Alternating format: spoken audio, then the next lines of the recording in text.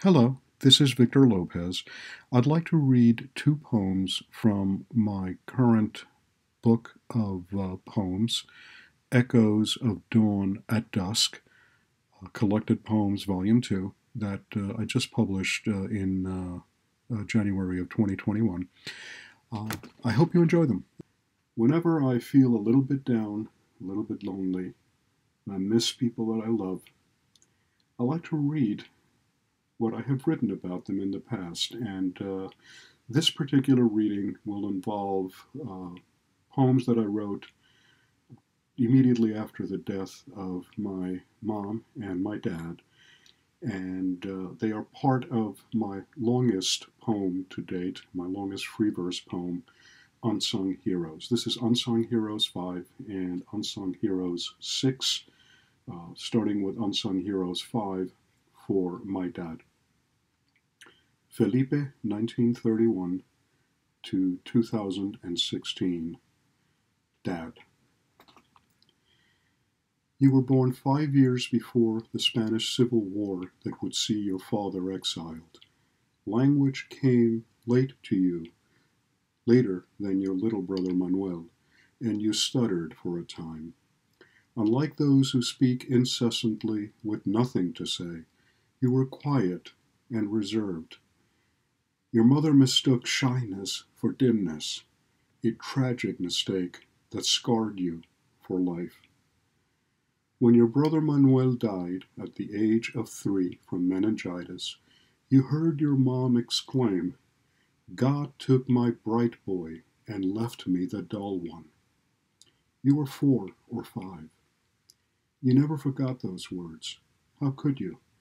Yet you loved your mom with all your heart, but you also withdrew further into a shell of solitude, your only and best friend. You were in fact an exceptional child. Stuttering went away at 5 or so, never to return, and by the time you were in middle school, your teacher called your mom in for a rare conference, but told her yours was a gifted mind, and that you should be prepared for university study in the sciences, particularly in engineering. She wrote your father, exiled in Argentina, to tell him the good news, that your teachers believed you would easily win a spot in the highly selective public university where seats were few, prized, and very difficult to attain based on merit-based competitive exams. Your father's response? Buy him a couple of oxen and let him plow the fields. That reply from a highly respected man who was a big fish in a tiny pond in his native Oleros is beyond comprehension. He had apparently opted to preserve his own self-interest in having his son continue his business and also work the family lands in his absence. That scar too, was added to those that would never heal in your pure, huge heart. Left without support for living expenses for college, all it would have required, you moved on, disappointed but not angry or bitter. You would simply find another way. You took the competitive exams for the 2 local military training schools that would provide an excellent vocational education and pay you a small salary in exchange for military service. Of hundreds of applicants for the few seats in each of these 2 institutions, you ironically scored first for the toughest of the 2 and 13th for the second toughest. You had your pick.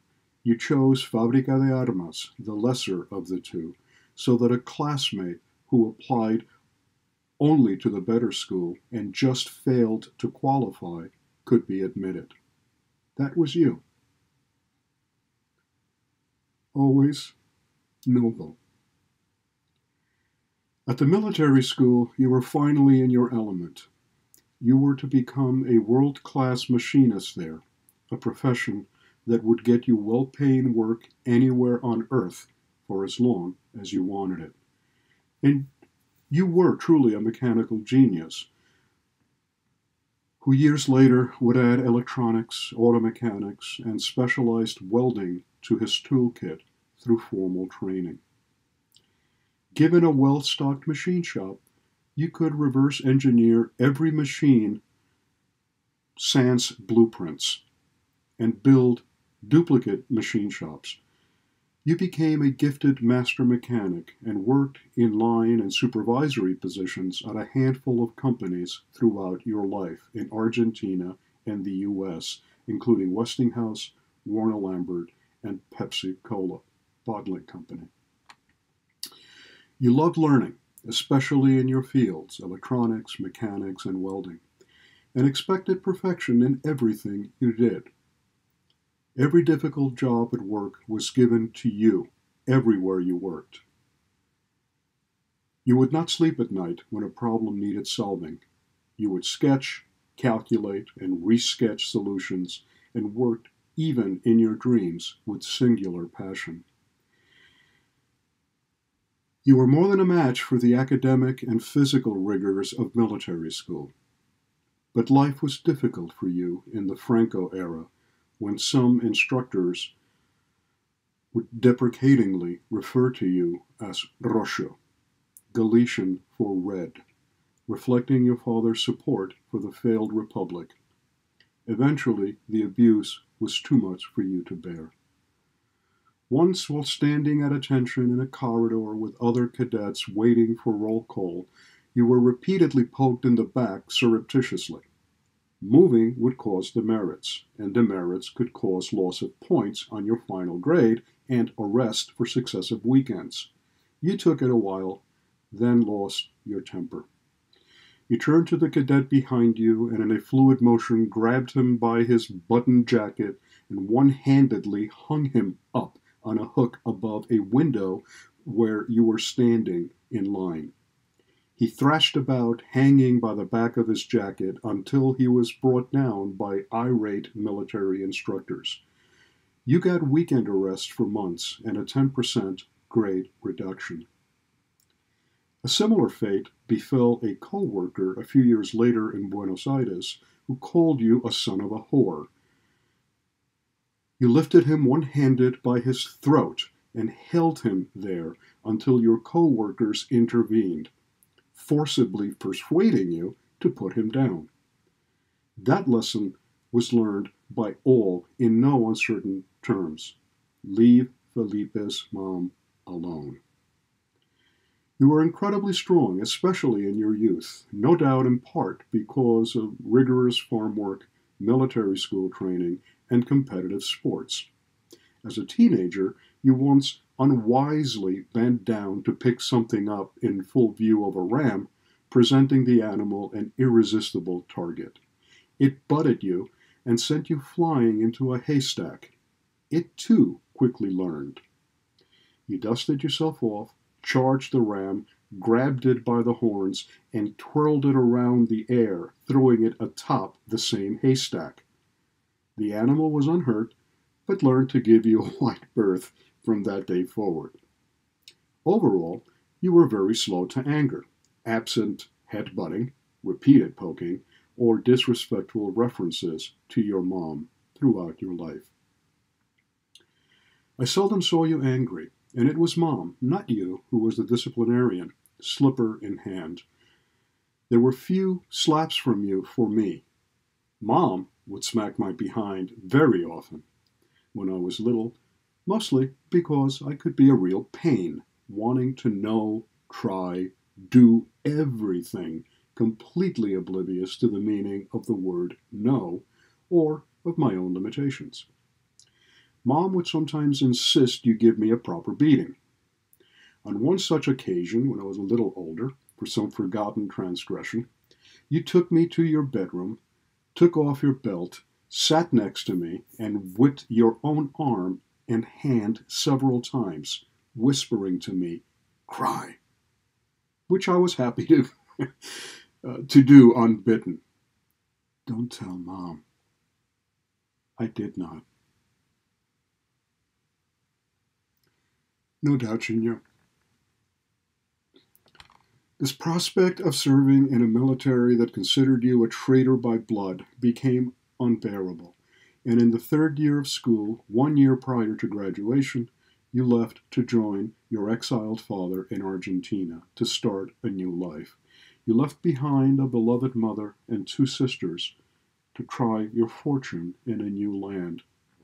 Your dog then refused food, dying of grief. You arrived in Buenos Aires to see a father you had not seen for some 15 years at the age of 17. You were too young to work legally, but looked older than your years, a shared trait. So you lied about your age and immediately found work at a machinist mechanic first class that was unheard of and brought jealousy and complaints in the union shop. The union confronted the general manager about your top salary and rank. He answered, "I'll give the same rank and salary to anyone in the company who can do what Felipe can do." The jealousy and grumblings continued for a time, but there were no takers, and you soon won the group over, becoming their protected baby brother mascot. Your dad left for Spain a year or so from your arrival when Franco issued a general pardon to all dissidents who had not spilt blood, who were non-combatants. He wanted you to return to help him reclaim his family business, taken over by you and your mom in his absence. But you refused to give up the high salary, respect, and independence denied you at home. You were 18 or so, alone, living in a single room by a schoolhouse you had shared with your dad, but you also found a new loving family in your Uncle Jose, one of your dad's brothers. Jose and one of his daughters, Nieves, her husband, Emilio, and their children, Susana, Oscar, Ruben Gorde, and Osvaldo, became your new family. You married Mom in 1955 and had 2 failed business ventures in the quickly fading post-World War II Argentina of the late 1950s and early 1960s. The first, a machine shop, left you with a small fortune and unpaid government contract work. The second, a grocery store, also failed due to hyperinflation and credit extended too easily to needy customers. Throughout this, you continued earning an exceptionally good salary, but in the mid-1960s, nearly all of it went to pay back creditors of the failed grocery store. We had some really hard times. Someday, I may write about those days. Mom went to work as a maid, including for wealthy friends, and you left home at 4 a.m. and returned late at night. The only luxury you and Mom retained was my Catholic school tuition. There was no other extravagance. Not paying bills was never an option for you or Mom. It never entered your minds. It was not a matter of law or pride, but a matter of honor. There were at least 3 very lean years when you and Mom worked hard, earned well, but we were truly poor. You and Mom took great pains to hide this from me, and suffered great privations to insulate me from the fallout of a shattered economy and your refusal to cut your losses had done to your life savings and our once comfortable middle-class life. We came to the United States in the late 1960s after waiting for more than 3 years for visas to a new land of hope. Your sister and brother-in-law, Marisa and Manuel, made their own sacrifices to help bring us here. You had about $1,000 from the down payment on our tiny, downsized house, and Mom's pawned jewelry. Hyperinflation and expenses ate up the remaining payments due on the mortgage to you. Other prized possessions were left in a trunk until you could reclaim them. You never did. Even the airline tickets were paid for by Marisa and Manuel. You insisted upon arriving on written terms for repayment, including interest. You were hired on the spot on your first interview as a mechanic, first grade, despite not speaking a word of English. 2 months later, the debt was repaid, Mom was working too, and we moved into our own first apartment here. You worked long hours, including Saturdays and daily overtime, to remake a nest egg. Declining health forced you to retire at 63, and shortly thereafter, you and Mom moved out of Queens, buying a townhouse 2 hours from my apartment residence upstate New York. And for the next decade, were happy, traveling with friends and visiting us often. Then things started to change. Heart issues, 2 pacemakers, colon cancer, melanoma, liver and kidney disease caused by your many medications, high blood pressure, gout, gallbladder surgery, diabetes, and still you moved forward like the Energizer Bunny, patched up, battered, scarred, bruised, but completely unstoppable and unflappable. Then Mom started to show signs of memory loss along with other health issues. She was good at hiding her own ailments, and we noticed much too late than we should have that there was something seriously wrong. 2 years ago, her dementia worsening, but still functional. Gallbladder surgery with complications required 4 separate surgeries in 3 months. She never recovered and had to be placed in a nursing home. Several, in fact, as at first she refused food, and you and I refused to simply let her waste away, which would have been kinder, but for the fact that mientras hay vida, hay esperanza, as Spaniards say. While there is life, there is hope. There is nothing beyond the power of God. Miracles do happen.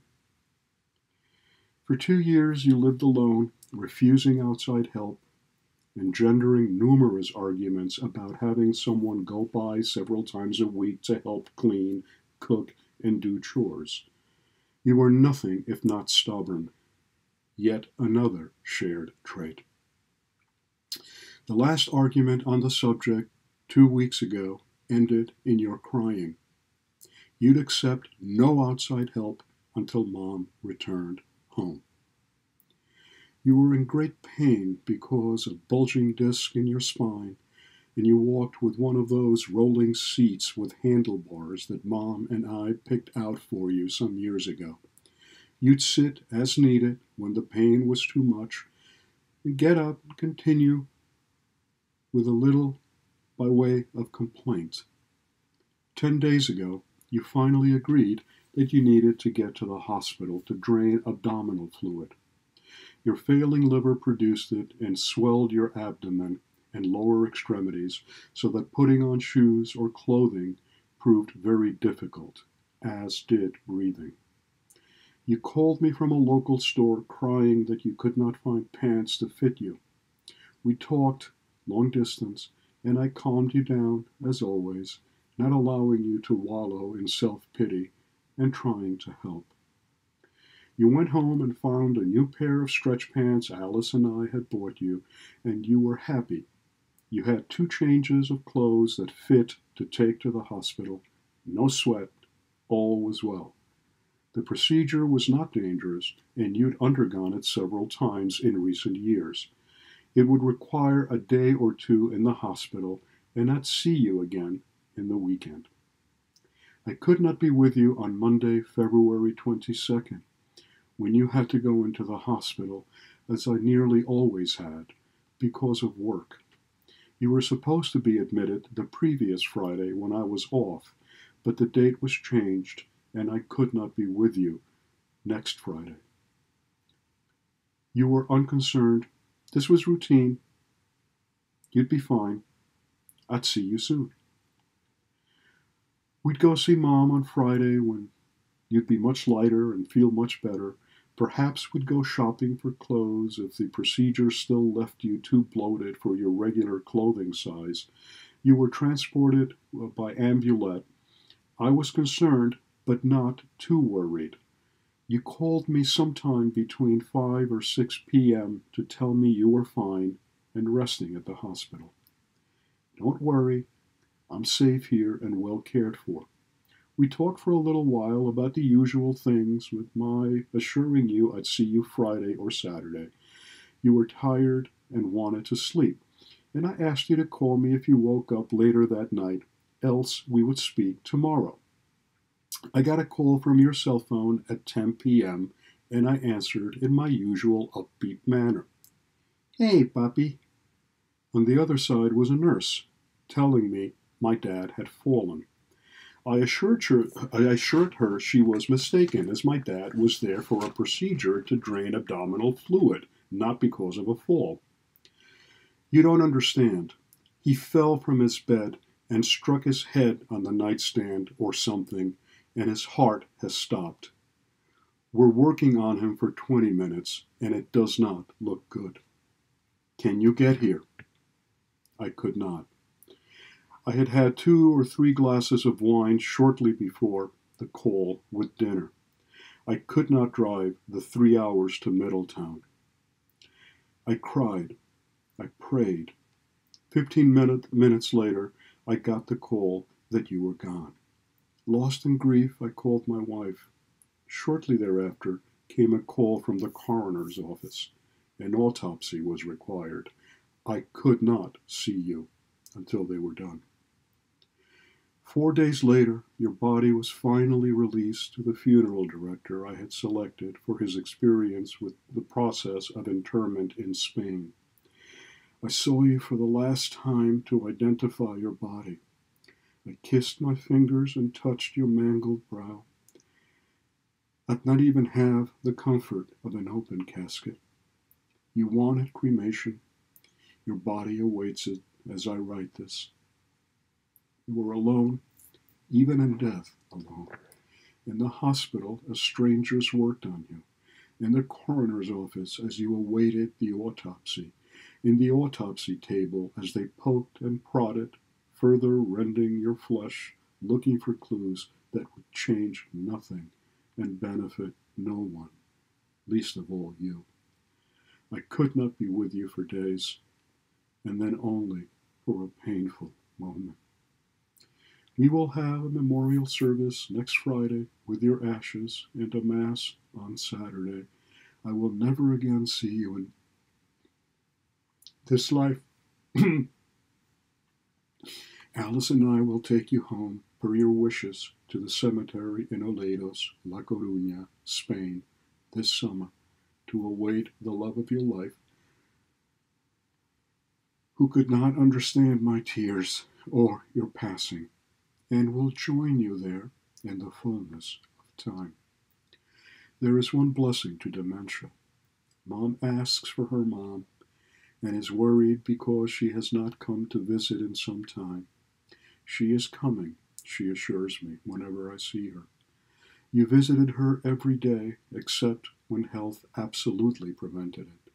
You spent this February 10th apart, your 61st wedding anniversary, too sick to visit her. Nor was I there. First time. I hope you did not realize you were apart on the 10th, but doubt it to be the case. I did not mention it, hoping you'd forgotten, and neither did you. You were my link to Mom. She cannot dial or answer the phone, so you would put your cell phone to her ear whenever I was not in class or a meeting and could speak to her. She always recognized me by phone. I am 3 hours from her. I could visit at most once or twice a month. Now, even that daily phone line is severed. Mom is completely alone, afraid, confused, and I cannot, in the short term, do much about that. You were not supposed to die first. It was my greatest fear, and yours. But as with so many things we cannot change, I put it in the back of my mind. It kept me up many nights, but like you, I still believed and believe in miracles. I'd spent every night with you, often for an hour, on the way home from work late at night during my hour-long commute, or from home on days when I worked from home as I cooked dinner. I mostly let you talk, trying to give you what comfort and social outlet I could. You were lonely, sad, stuck in an endless loop of emotional and physical pain. Lately, you were especially reticent to get off the phone. When Mom was still home and still relatively well, I'd call every day too, but usually spoke to you for only a few minutes before you transferred the phone to Mom, with whom I usually chatted much longer. For months, you'd had difficulty hanging up. I knew you did not want to go back to the couch, to a mindless television program, or to paying more bills. You'd say goodbye or enough for today and immediately begin a new thread, sometimes repeating the cycle 5 or 6 times.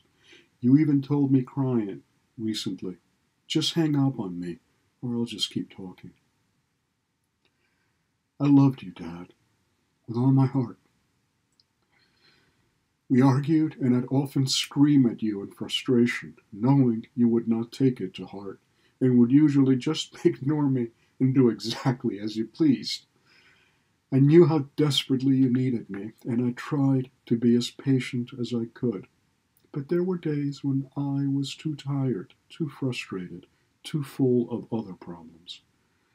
There were days when I got frustrated with you, and just staying on the phone for an hour when I needed to call my wife, to eat my cold dinner, or even to watch a favorite TV program. I felt guilty. I almost never cut a conversation short, but I was frustrated nonetheless, even knowing how much you needed me, how much I needed you, and how little you asked of me. How I would love to hear your voice again, even if you wanted to complain about the same old things or tell me in minutest detail some unimportant aspect of your day. I thought I'd have a little longer, a year, two. God only knew, and I could hope there would be time.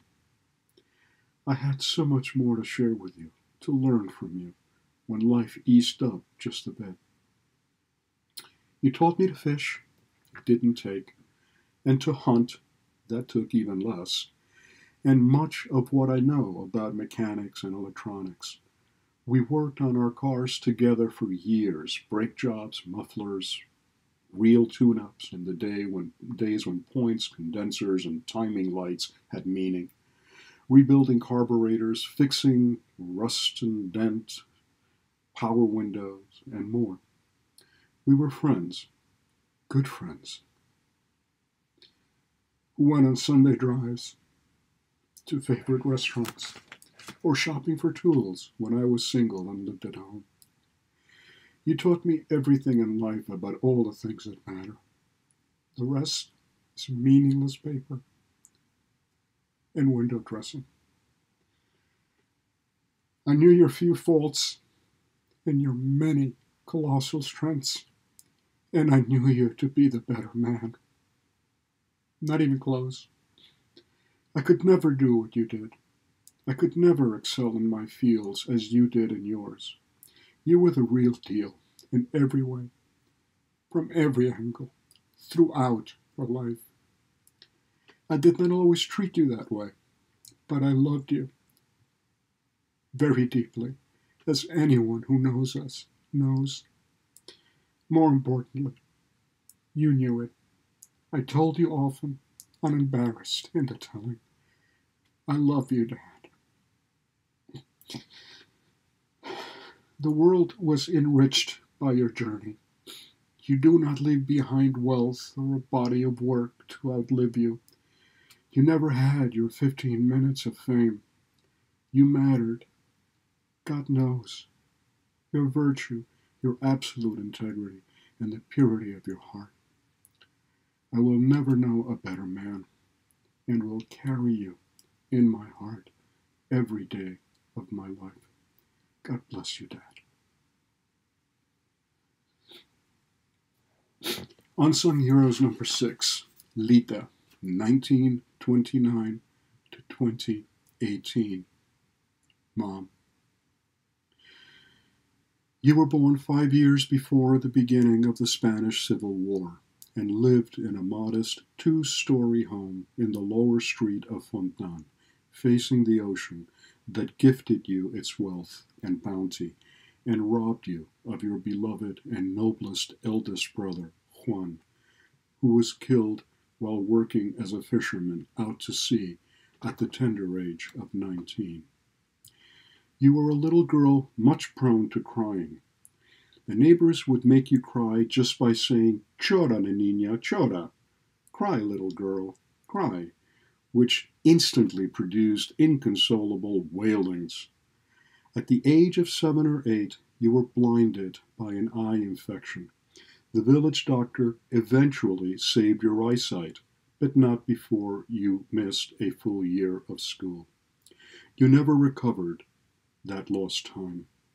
Your impatience as being left behind prevented you from making up for lost time. Your wounded pride, the shame of not knowing what your friends knew, your restlessness and inability to hold your tongue when corrected by your teacher created a perfect storm that tossed your diminutive boat toward the rocks. When still little, you saw Franco, with his escort, leave his yacht in Fontan. With the innocence of a girl who never learned to hold her tongue, you asked a neighbor who was also present, "Who is that man?" "The Generalissimo Francisco Franco," she answered and whispered, "Say viva Franco when he passes by." You pointed and screamed out, "That's the Generalissimo?" followed by peals of laughter. "He looks like Tom Thumb." A member of his protective detail raised his machine gun to strike you with its stock. "Leave her alone," Franco ordered. "She's just a child. The fault is not hers." You told that story many times in my presence, always with a smile or laughing out loud.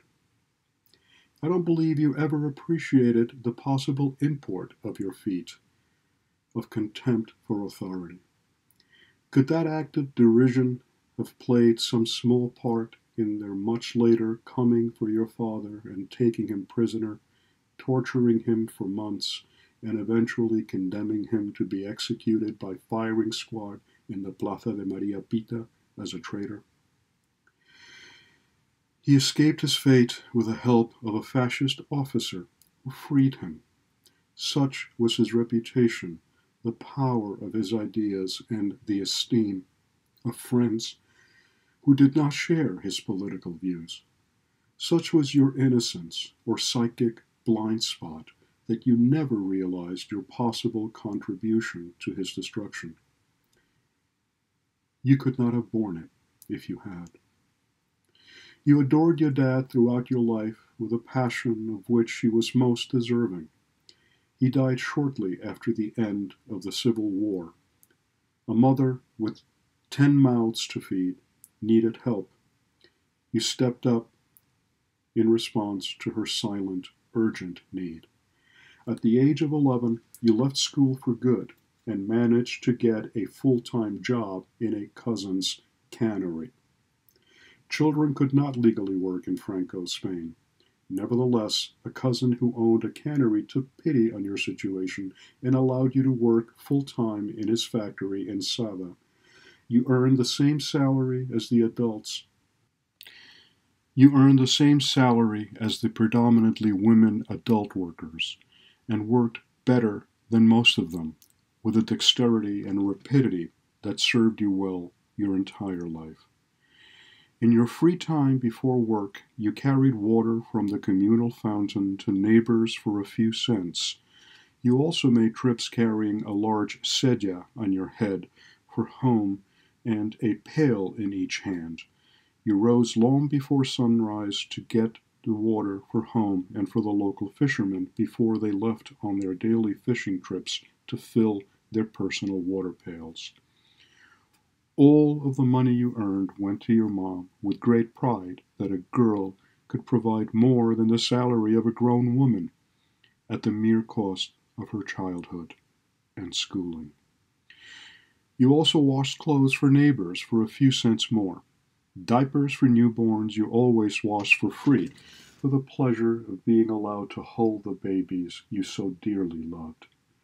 When you were old enough to go to the Sunday cinema and dances, you continued the same routine and added washing and ironing, the Sunday clothes of young fishermen who wanted to look their best for the weekly dances. The money from that third job was your own to pay for weekly hairdos, the cinema, and dance hall entry fees. At 16, you wanted to emigrate to Buenos Aires to live with an aunt and uncle. Your mom agreed, provided that you took your younger sister and mother's namesake, Remedios, with you. You later found you could not legally work in Buenos Aires either as a minor. So you lied about your age and got a job as a nurse's aide at a clinic soon after your arrival. You washed bedpans, made beds, scrubbed floors, and all the other similarly aligned tasks to earn enough money to pay for the passage of your mom and your two youngest brothers, Cito, Jose, and Paco, Francisco. Later, you got a job as a maid at a hotel in the resort town of Mar del Plata, whose owners loved your passion for children and put their infants in your care. You served as a maid and an unpaid nanny. Between your modest salary and tips as a maid, you soon made the rest of the money that you needed for your mom's and brother's passage from Galicia. You returned to Buenos Aires and found two rooms you could afford in an excellent neighborhood in the city center at an old boarding house near the Spanish consulate. Afterwards, you got a job at the Pond's laboratory as a machine operator, packaging Pond's beauty products. You made good money and helped to support your mom and brothers while she continued working as hard as she always had in Spain, no longer selling fish, but cleaning a funeral home and washing clothing by hand for well-to-do clients. When your brothers were old enough to work, they joined you in supporting your mom and getting her to retire from working outside the home. You lived with your mom in the same boarding house until you married Dad years later, and you never lost the bad habit of stubbornly speaking your mind no matter the cost. Your union tried to force you to register as a Peronista. Once burned, twice cautious, you refused, telling the syndicate you had not escaped one dictator to align yourself with another. They threatened to fire you. When you still would not yield, they threatened to repatriate you, your mom, and your brothers back to Spain if you did not join the party. I can't print your reply here. They finally brought you before the Pond's general manager, demanding he fire you. You demanded a valid reason for their request. The manager, doubtless at his own peril, refused, saying he had no better worker than you, and the union had no cause to demand your dismissal. After several years of courtship, you and Dad married. You both had the world well in hand, with well-paying jobs and strong savings that would have allowed you to live very comfortably. You seemed incapable of having children that you longed for. So 3 years of painful treatments finally allowed you to give me life, and we lived 3 more years in a lovely apartment. I have memories from a very tender age, and I remember that apartment very well. But things changed when you and Dad started businesses that soon became unsustainable in the hyperinflation and economic chaos of Argentina of the early 1960s. I remember only too well your and Dad's extreme sacrifice during that time, a theme for another day. You were the hardest working person I've ever known. You were not afraid of any honest job, no matter how challenging, and your restlessness and competitive spirit always made you a stellar employee everywhere you worked. Even at home, you could not stand still unless there was someone with whom to chat a while over coffee or a meal. You are a truly great cook, thanks in part to learning from the chef of the hotel where you worked in Mar del Plata, a fellow Spaniard of Basque descent who taught you many of his signature dishes of Spanish and Italian specialties. You were always terribly picky eater, but you loved to cook for family and friends. The more, the merrier. And for the holidays. Dad was also a terrific cook, but with a more limited repertoire. I learned to cook with great joy from both of you at a young age. And though neither my culinary skills nor any aspect of my life can match yours or Dad's, I too am a decent cook. And, like you, I love to cook, especially meals to be shared with friends and family. You took great pleasure in introducing my friends to some of your favorite dishes, such as cazuela de mariscos, paella marinera, caldo gallego, stews, roasts, and your incomparable canelones, gnocchis, orejas, crepes, muñuelos, flan, and the rest of your long culinary repertoire. In primary and middle school, Dad picked me up every day for lunch. You both worked the second shift and did not leave for work until around 2 p.m. On many days, Dad would bring a cartload of classmates with me for lunch. I well remember the faces of my Jewish, Chinese, Japanese, German, Irish, Italian, and African American friends when first introduced to octopus, caldo gallego, cazuela de mariscos, and flan. The same was true during college and law school. At times, our home resembled a UN General Assembly meeting, but always featuring food. You always treated my closest friends as if they were your children, and a number of them, to this day, see you as a second mother, though most have not seen you for many years. You had tremendous passion and affinity for being a mother, a great pity to have had just one child. It made you overprotective. You bought my clothes at an expensive boutique. I became a living doll for someone denied such toys as a girl. You would not let me out of your sight and kept me in germ-free environments that produce negative health issues. My pediatrician told you often, I want to see him with dirty fingernails and scraped knees. You dismissed the statement as a joke. You take me often to the park and to my favorite merry-go-round, but I had no friends until I was 7 or 8 years old, and then just one. I did not have a real full circle of friends until I was around 13 years old. Sad. I was walking and talking up a storm in complete sentences when I was 1 year old, according to you and Dad. You were concerned, and you took me to my pediatrician, who laughed. He showed me his keychain and asked, Dan, what are these, Danny? Those are your car keys, I replied to his surprise. After an evaluation, he told you to always encourage and feed my curiosity. According to you, I was unbearable. Some things never change. I asked Dad endless questions, such as, why can't I see a reflection of a flashlight pointed at the sky at night?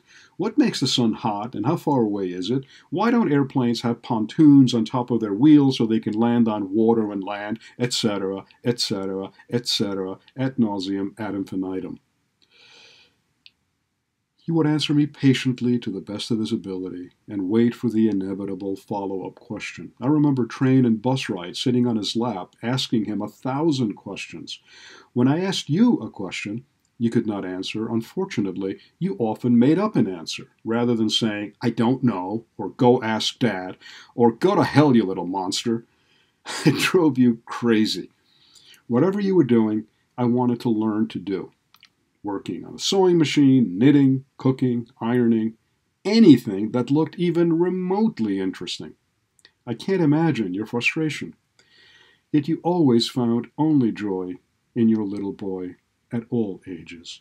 Such was your enormous love, which surrounded me every day of my life and still does.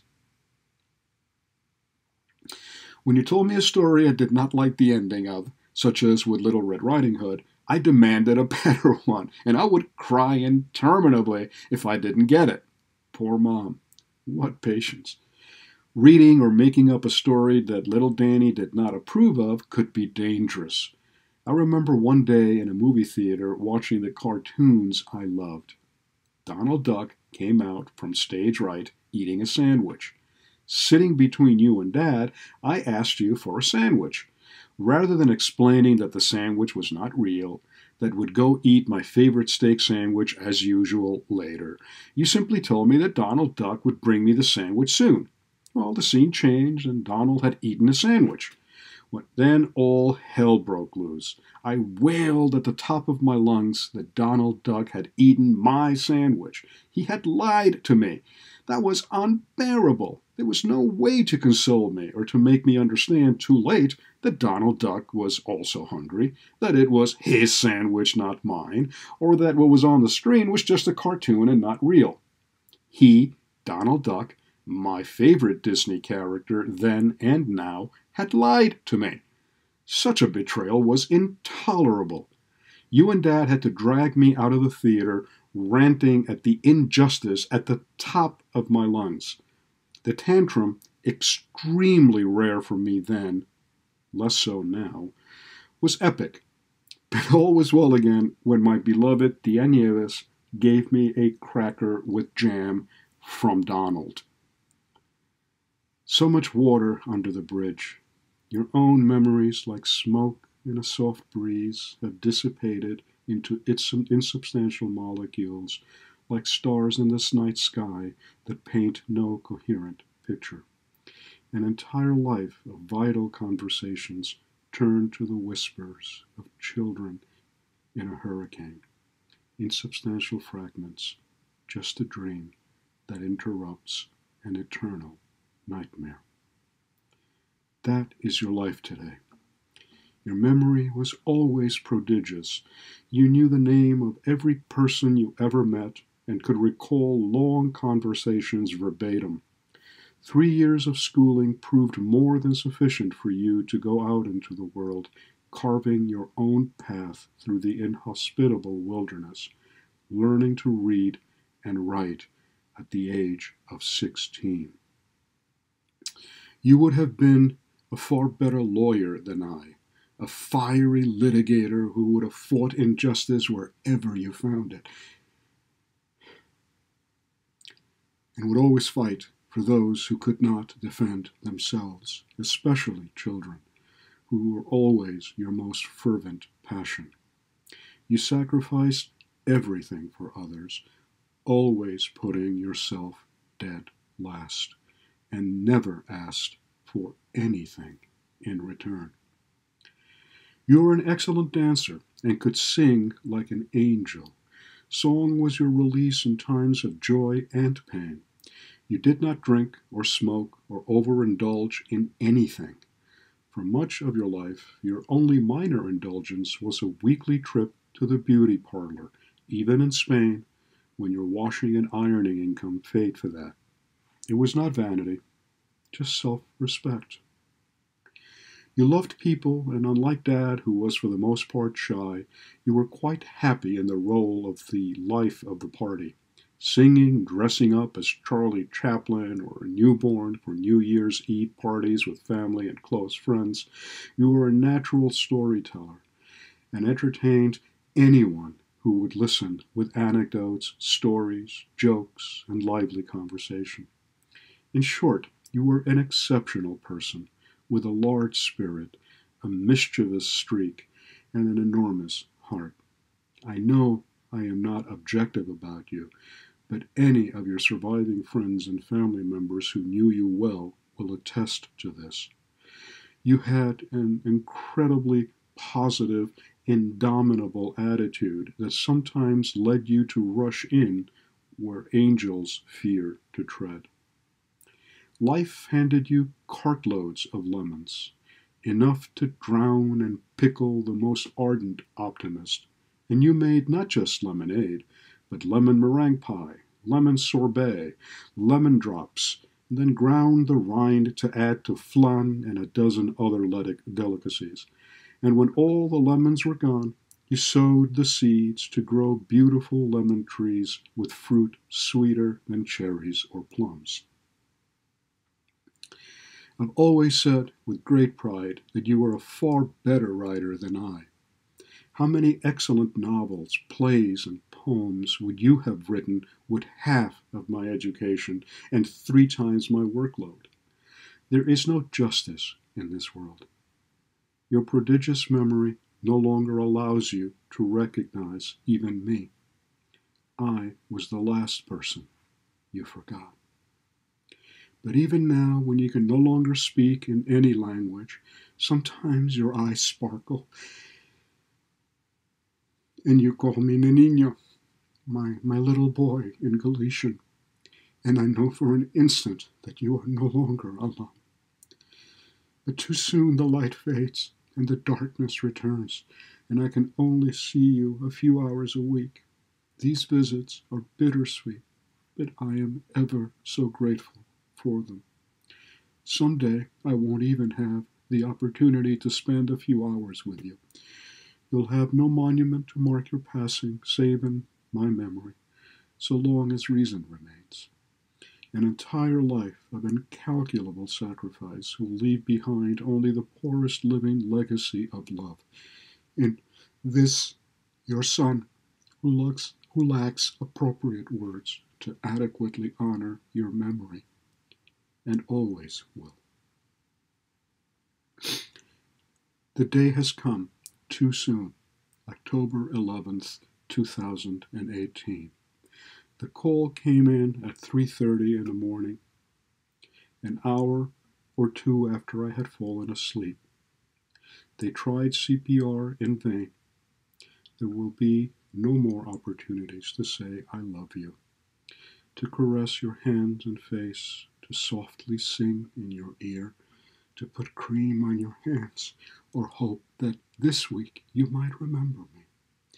No more time to tell you the accomplishments of loved ones, who I saw, what they told me, who asked about you this week, or to pray over you, or ask you if you would give me a kiss by putting my cheek close to your lips, to feel joy when you graced me with many tiny little kisses in response, or to tell you, well, maybe next week, when more often than not you did not respond.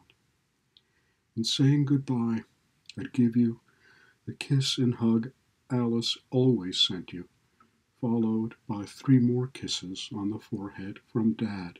He always gave you 3. And 1 from me. I'd leave the TV on to a channel with people and no sound. When possible, I would wait for you to close your eyes before leaving so you would not see me go. Time has run out. No further extensions are possible. My prayers change from asking God to protect you and by His grace allow you to heal just a little bit each day, to praying that God protect your soul and Dad's, and that He allow you both to rest in peace in His kingdom. I miss you and Dad very much, and will do so as long as God grants me the gift of reason. 4 years seeing your blinding light reduced to a weak, flickering candle in total darkness. 4 years fearing that you might be aware of your situation. 4 years praying that you would not feel pain, sadness, or loneliness. 4 years learning to say goodbye. The rest of my life now, waiting in the hope of seeing you again. I love you, Mom and Dad, with all my heart, always and forever. Thank you for listening, folks. God bless you.